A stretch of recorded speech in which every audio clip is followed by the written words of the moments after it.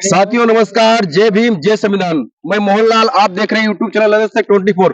साथियों आज हम हरदोई जिले के डॉक्टर भीमराव अंबेडकर पार्क में उपस्थित हैं और आज डॉक्टर अंबेडकर जन्मोत्सव समिति हरदोई की नई कमेटी का गठन किया गया है और तमाम पदाधिकारी भी यहाँ मौजूद हैं। उससे बात करेंगे कि आपकी कमेटी कैसे काम कर रही है और कितने दिनों से काम कर रही है और कमेटी आपका उद्देश्य क्या है आने वाले समय में। और तमाम और पदाधिकारी हैं, अध्यक्ष हैं, उनसे भी बात करेंगे कि कमेटी के नए पदाधिकारी की नियुक्त कैसे हुई और नियुक्त का आधार क्या है। जी मैडम, बहुत बहुत धन्यवाद आपका हमारे साथ जुड़ने के लिए। सबसे पहले अपना नाम बताइए और जो कमेटी आपकी गठित की गई उस कमेटी में आपका कौन सा ओहदा है। सभी को जय भीम। सबसे पहले आपको साधुवाद। और ये विगत वर्षों की भांति इस बार भी जन्मोत्सव समिति कमेटी गठित हुई है और मेरा इसमें अध्यक्ष का पद है। इससे पहले भी आप अध्यक्ष थे क्या? इससे पहले भी मैं विगत पिछली साल भी अध्यक्ष थी। अच्छा, क्या आपके अलावा कोई अध्यक्ष के लिए योग्य पद नहीं मिला क्या? नहीं, पद मिलते हैं लेकिन अब जो लोग सहमति से होता है, जो लोग सहमति से करते हैं तो वही बनता है। अच्छा, कोई पद लेने को तैयार नहीं था? जी, अब कुछ भी समझिए। अच्छा, मतलब सबकी सहमति से होता है। सहमति से हुआ जी। तो जो कमेटी आपकी गठित की गई इसमें क्या कोई नए पदाधिकारी नियोजित किए गए? हाँ, नए भी हुए हैं। जैसे अभी तो गठित हो ही रही है। एक आध लोग जो नहीं लेने चाहे हैं पद, उनका नया हुआ है गठन। अच्छा, इस जो आपकी अम्बेडकर जन्मोत्सव कल्याण समिति है, इसमें मुख्य पद कौन कौन से हैं? मुख्य पद अध्यक्ष है, कोषाध्यक्ष है, ऑडिटर है और महामंत्री। अच्छा, इस कमेटी का बनाने का उद्देश्य क्या है? उद्देश्य है ये कि हम लोग बाबा साहब के विचारों को जन जन तक पहुंचाएं और जो हमारे हक अधिकार खोते जा रहे हैं उनको वापस पाने के लिए हम लोग हर तरह से सक्षम हो। लेकिन बाबा साहब के जो विचार है तमाम संगठन काम कर रहे हैं बाबा साहब विचार जन जन पहुंचाने के लिए। इसमें वर्तमान में 29 लाख संगठन आरटीआई के सूचना के अनुसार भारत में काम कर रहे हैं, जो एससी के संगठन है। तो सभी बाबा साहब के मिशन को पहुंचाने के लिए आपके संगठन की क्या विशेषता है? आपका मतलब किस टाइप का मिशन चला रहे हैं? हमारा मिशन जो है बाबा साहब के जन्मोत्सव समिति का है, तो इसमें जो हम लोग विशेषकर गांव-गांव जाकर 14 अप्रैल के बारे में बताते हैं। बाबा साहब के अधिकारों के बारे में सभी को मालूम है लगभग, लेकिन फिर भी कुछ लोग हमारे गांव के लोग अभी भी नहीं जागरूक हो पा रहे हैं। लेकिन डॉक्टर अम्बेडकर कहते हैं शिक्षित हो, संगठित हो, संघर्ष करो। आप क्या कोई शिक्षा की दिशा में कोई आपका संगठन काम कर रहा है क्या? जी, शिक्षा की उससे कर रहा है काम। एक बना है सावित्रीबाई फूले के लिए, वो बना है संगठन, वो भी करता है गांव-गांव। और हम भी एक स्कूल खोलने जाते हैं, खोलना चाहते हैं। सावित्रीबाई फूले बुद्ध विहार है हमारा और वहीं पे हम सावित्रीबाई फूले के नाम से स्कूल भी खोलना तो जो शिक्षा के और जो काम कर रही हैं आप, तो कितने बच्चे, किस टाइप के बच्चे, मतलब गरीबों के बच्चे, और कैसी शिक्षा दी जा रही है? अभी तक तो शिक्षा जो है हमारे महापुरुषों का तो कहीं कुछ बताया ही नहीं जाता है। इक्का दुक्का कोई स्कूल है, जैसे अंबेडकर विद्यालय हरदोई में है, तो वहाँ पे जो हमारे महापुरुषों के बारे में बताया जाता है। और हम सब लोगों का यही प्रण है कि हम लोग अपने गांव के जो बच्चे हैं, गरीब हों, गरीब अमीर तो सभी पढ़ा लेते, लेकिन हमारे गरीबों के बच्चे जो अनपढ़ रह जाते हैं, उनको पढ़ाने का, उनको शिक्षा दिलाने का हम लोग हर तरह का प्रयास करना चाहते हैं। अच्छा, आप प्रयास करना चाहती, प्रयास किया नहीं, क्योंकि 76 साल भारत को आजाद हुए हो गए हैं और तमाम सरकारी कर्मचारी हमारे जो अपने को प्रिंसिपल कहते हैं, हेडमास्टर कहते हैं, तमाम प्राइमरी टीचर हैं, तो क्या अभी तक उन्होंने ऐसा प्रयास नहीं किया कि गरीब के बच्चे को पढ़ाया जाए? नहीं किया क्यों नहीं, लेकिन नहीं सफलता मिल पाती है। हमारे 4 लोग कहते हैं कि ये करो, ऐसा करो, लेकिन नहीं हो पाता है। गांव की स्थिति आपसे ज्यादा कोई नहीं जानता। आप गांव-गांव जाते पत्रकारिता करते हैं। लेकिन फिर आप बाबा साहब का मिशन कैसे चला रहे हैं मैडम? क्योंकि बाबा साहब ने सबसे पहले कहा शिक्षित हो, संगठित हो, संघर्ष करो। लेकिन शिक्षा का मिशन चलाते चलाते आपको 76 वर्ष हो गए और अभी आपने शुरुआत नहीं की, तो कहाँ कमी रह गई है? कहाँ कमी रह गई है? हमको 76 वर्ष नहीं हुए, हमको 7 साल हुए हैं। इस मिशन में आने से हमको जो कुछ मिला है वो बाबा साहब की बदौलत मिला है, बुद्ध भगवान और अपने महापुरुषों की बदौलत मिला है। उसको हम जन जन तक पहुंचाएंगे, शिक्षा के लिए भी कार्य कर रहे हैं और करते रहेंगे। साथियों, ये जावित्री देवी है। मैं कई मंचों में इनको देख चुका हूँ। लगातार एक महिला होने के नाते लगातार काम कर रही है, और उसके बाद आज जो द्वितीय जो समागम हुआ है इनके कमेटी का, और अध्यक्ष का पद भी इन्होंने अपने जिम्मेदारी अपने सर पे ली है। और कोई भी अध्यक्ष, इनके अनुसार कोई भी अध्यक्ष का पद लेने के तैयार नहीं था, लेकिन अभी मैं जिनसे बात कर रहा था तो कुछ ऐसे भी लोग थे जो एक मतलब हमें सुनने में आया कि हम लोग शिक्षा की अलग जगह रहे। तो मैं उनसे भी बात करूंगा कि आपने शिक्षा क्षेत्र में क्या काम किया है। कौन ऐसा व्यक्ति है जो गरीबों को निःशुल्क शिक्षा दे रहा है? आइए आप। तो साथियों, भाई साहब अपना सबसे परिचय दीजिए। कितने दिनों से आप गरीबों के लिए निःशुल्क शिक्षा का प्रावधान कर रहे हैं, मतलब और कैसी शिक्षा, किस स्तर की शिक्षा? कैमरे की तरफ। हेलो, मेरा नाम सिद्धार्थ कुमार है और मैं हर्षनगर सिविल लाइन में निवास करता हूँ। मेरा एक डॉक्टर अम्बेडकर विद्यालय चल रहा है, और जिसमें आसपास के जो मोहल्ले आते हैं वहां से बच्चे आते हैं पढ़ने, और उन्हें कम से कम जितना हो सकता है हमसे निःशुल्क भी शिक्षा दी जाती है, और जो उस मतलब फीस देने के काबिल होते हैं उनसे फीस भी ली जाती है। और बराबर है 1993 से कार्यक्रम जारी है, और जितने एक समय कुल मिलाकर मात्र 25 बच्चे थे, आज बच्चों की संख्या लगभग 400 बच्चे हैं। मतलब हमारा कहने का मतलब है, जो अनुसूचित जाति अनुसूचित जनजाति से तात्पर्य है, ऐसे बच्चे जो होनहार छात्र हैं, क्या उनको आप निःशुल्क शिक्षा दिला रहे हैं? उनकी संख्या क्या है? उनकी संख्या होगी 60-70 के करीब, जो गरीबी रेखा से बिल्कुल नीचे, और लगभग हमारे यहाँ 90% अनुसूचित जाति जनजाति है, बाकी 20% में अदर्स बच्चा। ऐसे बच्चे जिनको आप बिल्कुल ऐसे होनहार बच्चे, हमारे प्रश्न आप समझिए, ऐसे होनहार बच्चे जिनको आप बिल्कुल निःशुल्क शिक्षा दे रहे हैं, ऐसे बच्चों की संख्या मुझे बताइए। 70 हमारे यहाँ सत्य संख्या है जिनको निःशुल्क शिक्षा दी जा रही है। तो साथियों, इनके लिए ताली बजा दीजिए, क्योंकि 70 बच्चे एक बहुत बड़ा मतलब टारगेट है, और उनको एक होनहार बच्चे अनुसूचित जाति के उनको निःशुल्क शिक्षा दिला रहे हैं। तमाम हम कई बार मैंने लोगों से बात की, वो अपने को रिटायर्ड जूनियर हेड मास्टर लिखते हैं, लेकिन अगर बात की जाए बाबा साहब की मिशन की, बाबा साहब शिक्षा की, तो उनका परसेंटेज बिल्कुल 0 है। क्योंकि हम लोग अक्सर आरएसएस और बजरंग दल तमाम बीजेपी के जो संगठन पे हम उंगली उठाते हैं, लेकिन आरएसएस अपना उनका एजुकेशन एजेंडा है, उनके अलावा तमाम विद्यालय शुरू नहीं चल रहे हैं, लेकिन हमारे लोग सिर्फ कहते थे लेकिन करते नहीं है। तो कहीं न कहीं कमियां हैं, उनको स्वीकार करना पड़ेगा, क्योंकि बाबा साहब ने कहा था कि शिक्षित हो, संगठित संघर्ष करो, और हमारे तमाम लोग लाखों करोड़ों लोग शिक्षित हो गए और लोग संघर्ष कर रहे हैं, लेकिन शिक्षा के दौर पे कोई गांव तरफ नहीं निकल रहा है। अगर कोई अन्य साथी ऐसा हो जो कह सके कि हम अपने गांव के आस पड़ोस के ऐसे एक बच्चे को, ये एक बच्चे गरीब के बच्चे को जो होनहार लगता है, पढ़ने में होशियार हो, उसको मैंने किसी विद्यालय में जाके एडमिशन कराया, अगर कोई इस भीड़ में कोई मौजूद हो तो सामने आके अपनी बात को रख सकता है। रोक दो, रोक दो, रोक दो भाई, इसमें रुका है, रोक दो। एक और हमारे बहुजन मिशनरी साथी है, क्योंकि इनको भी मैंने कई बार मंचों पे देखा है, और बात करते हैं कि आप अनुसूचित जाति, मैं सिर्फ अनुसूचित जाति और जनजाति की बात कर रहा हूं, ऐसे गरीब बच्चे जो पढ़ने में होशियार होनहार छात्र, और पर उनके पास पैसे का अभाव में वो अच्छी शिक्षा नहीं ले पा रहे, ऐसे कितने बच्चों को आपने उनको शिक्षा का मार्ग दिखाया है? सबसे पहले अपना नाम बताइए। और मैं हरिश्चंद्र गौतम, मैं एक इंटर कॉलेज के प्रधानाचार्य भी हूँ, और मैं ऐसे बच्चों को, मैं जब से स्टूडेंट लाइफ में रहा और उनका मैं मार्गदर्शन करता रहा, मैं मेरे क्षेत्र इलाहाबाद कर्मभूमि रहे, चाहे फैजाबाद हो, इटावा हो, मैं उनके सीनियर रहा, बहुत से लोगों को प्रेरित किया। रही शिक्षा की बात, शिक्षा का स्तर बढ़ाने के लिए सरकार का अहम भूमिका होती है, और मेरे पास जो चिन्हित बच्चे आते हैं, मेरे समाज के लोग, जो आज हमारी कार्यकारिणी का गठन हुआ है, ये बहुत बड़ी बात है, क्योंकि ये लोकतांत्रिक तरीके से इसका गठन होता है, और इसका मुख्य उद्देश्य शिक्षा ही नहीं है, और सामाजिक जागरूकता लाना है। किस क्षेत्र में आप पिछड़े हुए हो, आप किस शोषित हो रहे हो, वंचित हो किसी बात से लेकर के, उनका हमारा ये संगठन संघर्ष काम करता है, जिनका भी हम इसके चुनाव अधिकारी भी रहे हैं। चुनाव अधिकारी के साथ साथ में हमने यहाँ पर लोकतंत्र को, इन्होंने विश्वास रख करके मुझको चुनाव अधिकारी बनाया। मैं यहाँ पर जावित्री देवी पुनः चुनी गई और कार्यकारिणी को बहाल किया गया। मैं उसको देखता भी रहता हूं कि ये लोग बहुत क्षेत्र में लगे रहते हैं।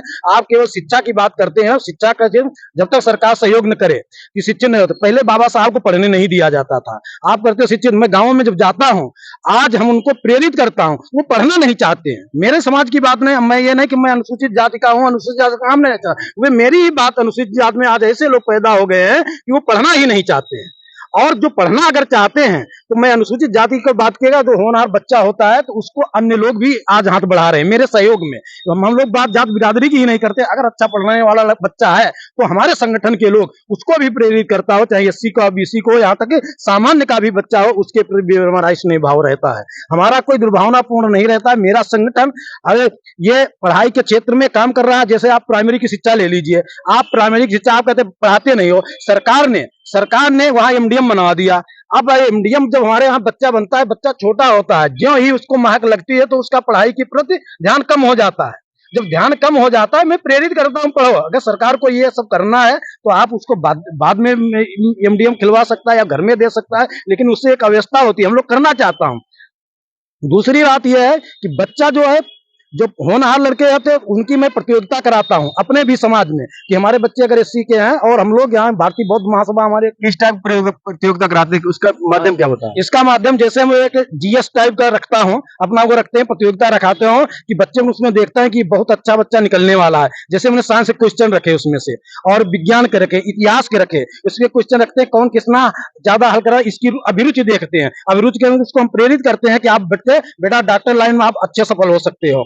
आप राजनीति अगर वैसा लगता है कि आप बेटा पॉलिटिकल पढ़ लीजिए। अब तक कितनी प्रतियोगिताएं आप आयोजित करा चुके हैं? हमारी भारतीय बौद्ध महासभा हर वर्ष प्रतियोगिता यहाँ कराती है और कम से कम 70 सेंटर बनते हैं और उसमें जाकर के, और उसमें भी चयन होता है, उसको पुरस्कृत किया जाता है। जो अच्छे नंबर पाते हैं उसका तो 10,000 रुपया तक पुरस्कृत दिया जाता है और भी पुरस्कृत दिया जाता है। बीच बीच में ये काम होता रहता है। और विद्यालयों में मैं स्वयं इंटर कॉलेज विद्यालय को मतलब वहाँ के मुखिया होने के नाते मैं वहाँ की पृष्ठभूमि को जानता हूँ। बच्चे हमारे यहाँ जो टॉपर होते हैं तो उनको मेरा विद्यालय पुरस्कृत करता रहता है और अध्यापकों को भी पुरस्कृत करने हम लोग करते रहते हैं। और मेरा विद्यालय स्वयं जिस विद्यालय का मैं संचालन किया हूँ, तो वहाँ हमारे यहाँ सब लड़के फर्स्ट डिवीजन, एक देहात का स्कूल जहाँ कोई पढ़ना नहीं चाहता, 60% से ऊपर रिजल्ट आया। हमको डीएम विवेक वासने ने भी 25,000 का पुरस्कार दिया, जेडी शांतना तिवारी ने 25,000 पुरस्कार दिया। क्यों? बात यहाँ नहीं, शहरों में तो लड़कों को टॉप कर जाते हैं, उनको कोचिंग ट्यूशन। आज शिक्षा के क्षेत्र में देखा जाए कि एक तरीके जैसे व्यक्ति बीमार नहीं होता, बीमार व्यक्ति को क्या किया जाता है, टेबलेट दी जाती है, इंजेक्शन लगाया जाता और फिर ग्लूकोज चढ़ाया जाता, तब वो दौड़ने लगता। लेकिन मेरे देहात के बच्चों को अगर आपको देखा जाए तो वो उनके एक हम लोग एंटीबायोटिक स्वयं तैयार करते हैं। आज भी मेरे बच्चे जमीन की पट्टी पर बैठते हैं, लेकिन उनका मैं मनोबल साहस नहीं गिरने देता हूँ। बच्चे, आप पृष्ठभूमि से जो विद्या है, ये आपको जो है इसके संसाधनों से विद्या ज्ञान नहीं आता है। आपको इतनी टैलेंट हमारे अध्यापक आए, ये प्रतियोगी परीक्षा पास करके आए, आयोग परीक्षा पास करके आए, केवल बदनाम किया जा रहा है, सरकारी स्कूलों को तोड़ा जा रहा है। लेकिन इनकी किस टाइप का बदनाम किया जा रहा है? जैसे ये किया जाता है कि सरकारी स्कूलों में पढ़ाई नहीं होती है। आप बताया, हाँ अध्यापक ईमानदारी से न पढ़ाया, उसकी मैं कमियां मान सकता हूं, लेकिन उंगली नहीं उठाई जा सकती क्योंकि वो आयोग से चयनित होकर के आया। लेकिन सरकारी आज प्राइमरी विद्यालय के, क्योंकि हमारे ताऊ भी प्राइमरी विद्यालय से पढ़कर पीसेस हुए, पिताजी हमारे मतलब नौकरी में, बुआ जी नौकरी में, आज से 40 साल पहले। लेकिन आज की ऐसी क्या विडंबना हो गई कि प्राइमरी का बच्चा, पढ़ा हुआ बच्चा आज चपरासी क्यों नहीं बन पा रहा? कारण क्या होगा?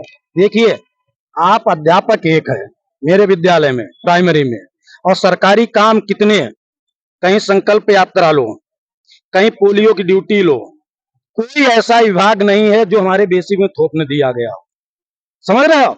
आप बच्चे को, पहले पढ़ाई होती थी, केवल पढ़ाई का नाम ही होता था, पढ़ाई के अलावा दूसरा काम नहीं लिया जाता था, यहाँ तक कि चुनाव ड्यूटी में नहीं लगा। अच्छा, प्राइमरी की आप कह रहे प्राइमरी की शिक्षा को बदनाम किया, टीचर को बदनाम किया। जब प्राइमरी की शिक्षा इतनी उच्च क्वालिटी के योग्य टीचर है, तो वहां की जो गवर्नमेंट टीचर है वो अपने बच्चों को उसमें क्यों नहीं पढ़ाते? इसको बच्चे को देखिए, बच्चे को गवर्नमेंट के टीचर होता है, वो गवर्नमेंट का टीचर का जो है, अधिकतर लोग शहरों में रहते हैं, शहरों में रहते हैं, और शहरों में जो स्कूल जो है प्राइवेट इतने खुल चुके हैं और विकल्प के तौर पर रह गए, उसमें अध्यापक नहीं रहे, सही समय से अध्यापक को भेजा नहीं गया, गवर्नमेंट में सरकार ने नहीं भेजा।